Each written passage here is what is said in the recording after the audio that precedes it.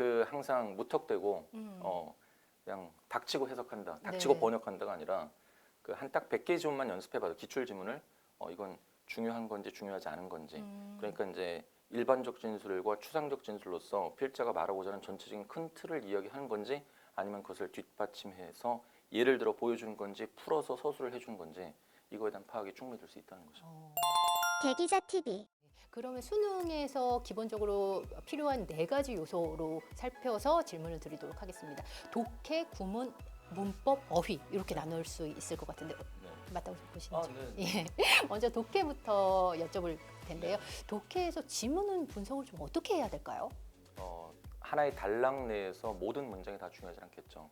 그래서 이 영어 글을 읽을 때 항상 중요한 게 영어를 보고 우리말로 이제 우리말 어순에 맞춰서 그것이 이제 머릿속으로라도 이 번역을 하는 것이 아니라 어떤 문장을 읽었을 때 이분법적으로 자, 이게 단락 전체를 대표할 수 있는 이 메인 아이디어를 담고 있는 문장인지 그러니까 대의를 담고 있는 건지 아니면 그것을 뒷받침하는 예시나 상술, 구현의 이런 보충 설명문에 해당되는지 그런 이분법적으로 문장에 대해서 그 판단할 수 있는 그러니까 단순한 해석이 아니라 그러니까 해석이라 하면 사실 우리가 이 잘못 오해하고 있는데 전 번역과 해석이 정말 다르다고 보거든요. 영어에 있어서 해석이란 단순한 우리말로의 번역이 아니라 이 문장을 통해서 필자가 궁극적으로 말하고자 하는 바가 무엇인지를 이해해내고 그러니까 수능으로 이제 좁혀서 얘기하자면 그래서 이 중요한 문장과 중요하지 않은 문장을 빨리 그 파악을 해서 네 그래서 이제 출제자가 요구하는 대로 필요한 부분만 이 선택적으로 선별적으로 읽을 수 있는 그런 능력이 사실 진정한 독해 능력인데 이제 대부분의 수험생들, 학부모들, 그 심지어는 어떤 이 교 강사들까지도 이 해석이라는 것에 대한 범위를 너무 좁혀서 우리말 번역, 그러니까 영어만 보면 우리말 어순으로 어떻게든 머릿속에서 조립을 해서 이해를 하는 걸로. 예. 근데 이제 그걸 통해서 무엇이 중요하고 중요하지 않은지를 순간적으로 판단해낼 수 있는 그 능력이 이제 독해에서는 가장 중요하다겠죠. 그러면 무엇이 중요하고 무엇이 중요하지 않은지를 파악하려면 어떤 연습을 평소에 좀 해놓으면 좋을까요? 일단 이제 항상 우리가 이 메인 아이디어를 담고 있는 이른바 탑픽 센텐스, 주제문이라고 하는 거는 포괄적 성격을 지니죠. 그리고 영어는 항상 뭔가 추상적인 이 진술을 했으면 그것을 구체적으로 뒷받침을 해줘야 되고 그리고 일반적 진술을 제시를 했으면 그것을 뒷받침할 세부적 진술이 반드시 보충 설명으로 따라 붙게 됩니다. 그래서 이제 독해를 단락 단위로 할 때 항상 이제 그거를 이 파악하는 훈련을 한 100개 정도 지문만 하더라도 그 다음부터는 어떠한 글을 읽더라도 이게 이제 일반적 진술로서 이 대의를 담고 있는 주제문인지 아니면 그것을 보충 설명해 주는 우리가 뭐 예시나 상술이나 부연이라는 건 우리말적 개념으로 이해되잖아요. 그러니까 영어 문장을 읽어도 이제 완벽하게 이제 해석을 해낼 수 있으면 좋겠지만 이 사실 이 어설픈 완벽주의가 모든 공부를 망가뜨린다고 저는 보거든요. 그러니까 공부를 아예 안 하는 친구들은 하면은 언젠간 오를 거라는 마지막 희망은 있지만 이게 제일 심각한 게 해도 오르지 않는 거는 뭔가 문제가 있는데 그런 학생들 그러니까 사실 우리 이 교육 대기자 TV를 보고 있는 수험생들이나 예비 수험생 같은 경우는 뭔가 하고자 하는 의지가 있는 그런 분들이기 때문에 말씀을 드리는데 자, 그 항상 무턱대고 그냥 닥치고 해석한다, 닥치고 번역한다가 아니라 그 한 딱 100개 지문만 연습해봐도 기출 지문을 이건 중요한 건지 중요하지 않은 건지 그러니까 이제 일반적 진술과 추상적 진술로서 필자가 말하고자 하는 전체적인 큰 틀을 이야기하는 건지 아니면 그것을 뒷받침해서 예를 들어 보여주는 건지 풀어서 서술을 해주는 건지 이거에 대한 파악이 충분히 될 수 있다는 거죠. 구문은 좀 어떻게 해석을 하면 좋을까요? 구문은 어떻게 접근하면 좋을까요? 되게 이제 문법과 구문의 차이와 경계조차도 모호한 경우가 많은데 문법 말 그대로 규칙입니다. 근데 우리가 수영을 배운다고 생각을 했을 때 먼저 이 교실에서 이 뭐 칠판에다가 수영은 이렇게 하는 것이고 팔 돌리기 각도는 얼마고 우리가 발차기를 할 때는 어떻게 되고 뭐 킥보드를 가지고 연습을 할 때는 어떻게 되고 이런 거 아무리 길게 얘기해봐야 1시간 이상 뭐 얘기할 게 없고 그 이상으로 해봐야 수영 잘하는 건 전혀 무관하게 됩니다. 일단 그렇죠. 물속에 들어가야 되죠. 그랑 마찬가지입니다. 그러니까 이 문법이라는 것이 영어라는 뭐 모든 언어엔 다 문법이 있을 텐데 그 언어를 사용하는 것에 대한 규칙이라고 한다면 그 규칙 빨리 핵심적인 것만 한 다음에 그다음 무조건 구문으로 넘어가야 되죠. 구문이라 하면 바로 이제 수영과 비유를 했을 때 바로 물속으로 들어가는 게 바로 구문입니다. 그래서 사실 우리나라 영어 교육이 문법과 구문이 상당히 좀 혼재되어 있는. 네. 예, 그래서 이제 영어를 잘하기 위해서 문법을 잘해야 된다 이렇게 착각을 하고 있는데 예. 사실 문법에 대한 비중은 얼마 안 되고요. 나머지는 이제 영어 문장 속에서 영어의 어떤 구문이 우리말 사전적으로 말의 짜임이거든요. 네. 예, 그런 영어라는 말의 짜임에 대해서 이 체득을 빨리 하는 게 중요하기 때문에 빨리 이 문법에 대해서 전반적인 규칙에 대해서 습득을 했다고 한다면 그것도 역시 어설픈 완벽주의를 버려야 됩니다. 그러니까 우리나라 문법의 가장 이 영어 교육의 문법의 문제점이 뭐냐면 네.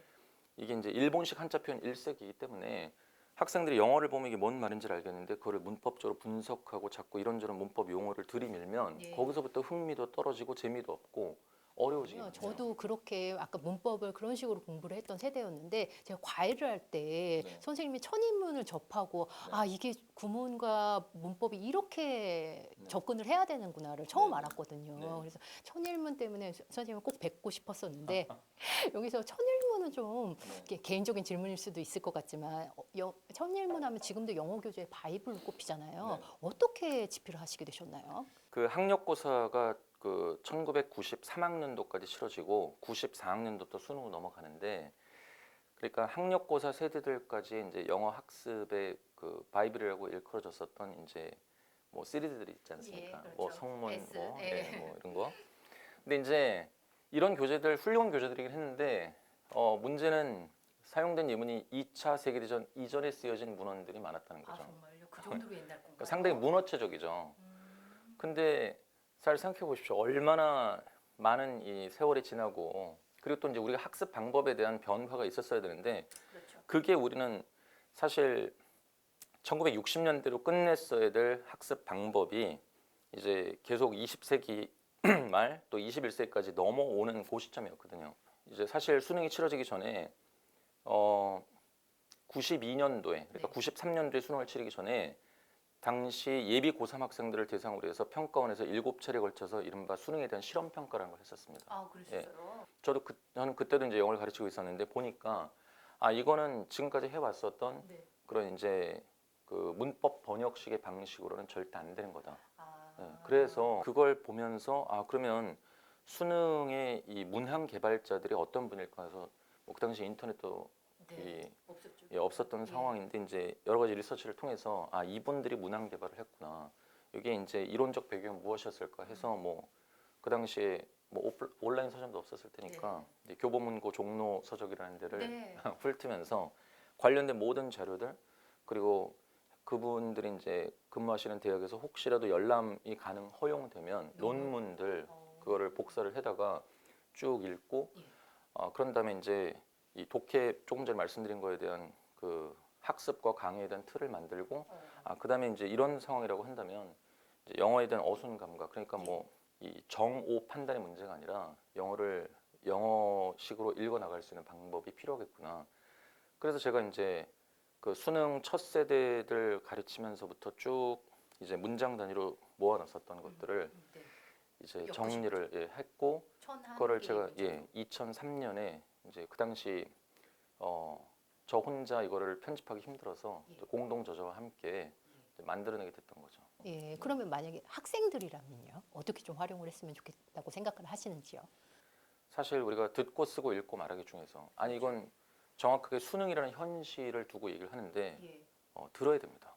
그러니까 구문 학습을 할 때도 음성 파일이 있는 교재라고 한다면 반드시 들어야 되고 비단 천일문뿐만 아니라 또 어휘 학습을 할 때에도 예문에 대한 음성 파일이 원어민 음성 파일이 지원이 되면 들어야 됩니다. 들어야만. 왜냐하면 우리가 글을 읽을 때는 왼쪽에서 오른쪽으로 읽어서 이해가 안 가면 다시 돌아갈 수 있어요. 하지만 듣는 건 일회성이지 않습니까? 물론 반복해서 청취할 수는 있겠으나 그래서 이 듣기를 잘한다는 것은 단지 어떤 발음에 대한 인식이나 뭐 그런 거 정도로 그치는 것이 아니라 듣고 제대로 이해할 수 있다는 얘기는 그만큼 읽는 속도도 그만큼 빨라지고 영어에 대한 숙달도가 높아질 수 있다는 것이기 때문에 그래서 부가학습 자료로 그러니까 이 뭔가 무료로 제공되는 것에 대해서 학생들이 아주 좀 낮게 평가잖아요. 하찮게 여기는 경우가 있는데 비단 천일문뿐만이 아니라 어떠한 교재를 학습을 하더라도 가능한 한 음성 파일이 지원이 되는 그런 걸 활용을 하고 그리고 지원이 되는 걸 잘 활용을 하면 그러니까 그것도 이제 중요한 건 우리가 학습에서 정말 중요한 것 중에 하나가 자투리 시간에 대한 활용 아니겠습니까? 예. 이동 중에 많이 공부하는 방법 중에 하나가 어휘일 것 같아요. 네. 어휘를 굉장히 많이 암기를 하는데 그만큼 어휘가 중요하다고 판단을 좀 하시는지요? 아니 뭐 수능에서. 수능에서도 어휘 중요하죠. 네. 중요한데 이제 절대 평가로 넘으면서 한 가지 중요한 특징은 고등학교 교육 과정을 벗어나는 어휘에 대해서는 이제 주석이 달라지고 있다는 거예요. 맞아요. 예, 그러니까 시험지를 딱 놓고 보면 친절하게. 상대 평가 때하고 절대 평가 때하고 시험지가 달라요. 그러니까 아. 지저분해졌어요. 왜냐하면 워낙 주석을 많이 다뤄줘서 그렇다고 해서 어휘가 안 중요한 게 아니죠. 네. 주석에 다루어지지 않는 어휘. 네. 근데 이게 평가원에 정말 저는 묻고 싶은 건데 도대체 어떤 기준을 갖고 주석을 달았는지 모르겠지만 이건 고등학교 교육 과정을 벗어나는 어휘가 분명히 본문에 있는데 그거는 그냥 넘어가고 그래요? 이건 수능에서도 여러 차례 기출이 돼서 웬만한 학생들은 다 알만한 걸 또 주석을 달아주는 뭐 이런 경우들이 있어요. 그렇기 때문에 이제 어휘 학습 절대로 소홀해서는 안 되는 거죠. 예. 선생님 혹시 네. 어휘를 어떻게 암기를 하시는지요? 어떻게 익숙해지게 개인적인 하시는지? 질문이신가요? 개인적인. 네. 저는 고등학교 1학년 이후로 영어 어휘를 암기해 본 적이 없습니다. 네. 어릴 때부터 영어 책을 읽었어요. 예. 근데 이제 중2 때 처음 읽었던 게 이제 어린 왕자 영어판이었고 이제 그때 이제 영한 대역이었습니다. 근데 그거를 다 끝냈을 때 성취감이 너무나 커서 그래서 그 다음부터 이제 영어 책을 뭐 교보문고에서 사다가 네. 이렇게 읽는데 예. 저의 이제 고등학교 때 은사님께서 그때는 사교육이 없었으니까 사실 학교 선생님의 말씀이 요즘 쓰는 말로 케미가 맞는다면 무조건 뭐 심적으로 맞아요. 추앙을 하고 따르는 거죠. 예. 근데 이제 모르는 단어가 나와도 찾지 말라. 그리고 그냥 네가 재미없는 거는 읽지 말아라. 그게 그러셨어요? 네. 그래서 관심 있고 재미있는 것을 찾아서 읽기 시작하셨겠네요. 읽고 모르는 단어를 절대 찾지 않고 네. 끝까지 읽는 게 중요하다. 그래서 그렇게 하다 그럼 보니까 모르면 모르는 대로. 모르면 모르는 대로 가지만 이제 네. 그거를 사실은 우리 스티븐 크라션이라는 분이 정해줬어요. 그러니까 본인의 영어 실력을 I라고 했을 때 네. 딱 I+1. 그러니까 너무 그러니까 한 페이지를 읽는데 네. 모르는 단어가 10개 이상 나오면 그건 이제 수준을 넘어가는 거니까 예. 그건 욕심껏 하지 말고 덮어두고 100단어 중에서 한 5단어까지 몰라도 된다. 네. 그렇다고 한다면 쭉 흐름을 따라서 읽어라. 그러면서 이제 즐기라는 거죠. 읽기를. 그리고 나서 그냥 뭐 모르는 단어를 또 찾지 말고 예. 읽는 양을 꾸준히 습관적으로 해 나가다 보면 분명히 그 어휘가 또 등장을 하게 될 거고 예, 그렇죠. 예, 그렇다고 반복이죠. 한다면 네. 이게 저절로 체득이 될 것이다. 근데 그게 뭐 말은 그럴듯하지만 지금 학습을 하는 뭐 친구들. 바쁜 예. 학생들한테는 그게 이제 어불성설이죠. 그거 그렇게 영어책을 읽을 시간이 어떻게 있습니까? 그래서 수업용으로 이제 제일 중요한 건 일단 기출 어휘에 대한 정리를 하는 게 이제 무엇보다도 가장 중요한데 이제 그거를 학습을 할 때 여러 가지 이제 어휘 학습에 대한 뭐 방법론들이 많이 나왔는데 어느 하나가 절대적으로 옳고 어떤 건 절대적으로 틀리다 이렇게 단정할 수는 없습니다. 네. 근데 다만 가장 효율적인 건 이 어근과 접사에 대한 이해는 무조건 해야 되겠죠. 어근과 접사에. 네네. 네. 우리가 이게 한자를 공부할 때도 보면 이 기본적인 부수에 해당되는 거에 대한 이해가 되면 네. 훨씬 접근하기 그렇죠. 쉽죠. 네. 예. 영어도 마찬가지죠. 그래서 그렇다고 범위를 너무 확장하면 안 되고 예. 우리 고등학교 교육 과정에 딱 필요한 수준 정도의 어근과 접사에 대한 이해 예. 그거를 꼭 우리가 암기가 돼야 되고 그러니까 이 이해를 돕기 위해서 얘기를 하자면 접두사는 말 그대로 어근의 앞에 붙어서 뜻을 바꿉니다. 전미사는 말 그대로 끝에. 어근의 뒤에 붙어서 품사를 바꾸고요. 근데 그게 수능용으로 유의미한 거는 100개 정도면 됩니다. 그러니까 수능에 최소 기출이 됐거나 아니면 고등학교 교육 과정에 해당되는 어휘를 5개 이상 만들어내는 자 이런 어근은 뭐 한 글쎄요 100개를 절대 그것도 넘지 않습니다. 그 정도면 도전할 만할 것 같아요. 그렇죠. 네, 오늘 김기훈 강사님의 말씀이 영어 때문에 고민하는 많은 학생과 학부모님들한테 좋은 정보가 됐을 것 같습니다. 오늘 장시간 귀한 말씀 감사합니다. 감사합니다. 대기자 TV